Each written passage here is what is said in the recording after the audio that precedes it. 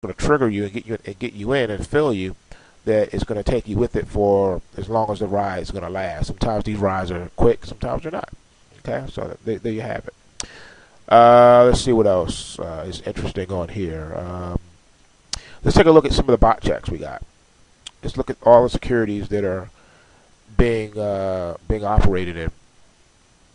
All right, positive bot checks. We have a couple. We have a positive bot check in the Forex and the yen, and we have a positive bot check that came back in Google, Amgen, Yahoo, Semiconductors, Hewlett Packard, Baker Hughes, Apollo Group, and Raytheon and Tenet Healthcare. Positive bot checks in all those.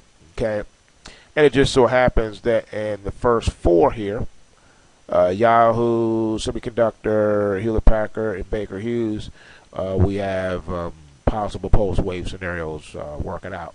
So there's the opportunity to catch one of these breakouts here. All right, those are your primary signals. You do have a choice if you want to be aggressive on securities where you have both a you have a pulse wave signal, and you have a secondary signal like a positive or negative swing VIX, positive or negative bot check. You can be aggressive and enter on the resistance high and the support low. You can do that. You can take that aggressive stance. I tend to not do that unless I guess I'm bored or something, because the pulse wave is your primary signal. And if the market is going to do something, if it triggers this, you know it's going to move and pay you your money. If it triggers here, it may not be ready to break out just yet, but just enough to trigger you and maybe give you a few pennies or maybe even pull back on you after it triggers you. So it could be like a false breakout or a false breakdown. So I tend to shy away from that. I like to, if I have a pulse wave and a secondary signal, I try to stick with the pulse wave, because that's primarily the main signal and that's the thing that's going to pay you. Okay. As far as negative bot checks, let's see what came back on that one.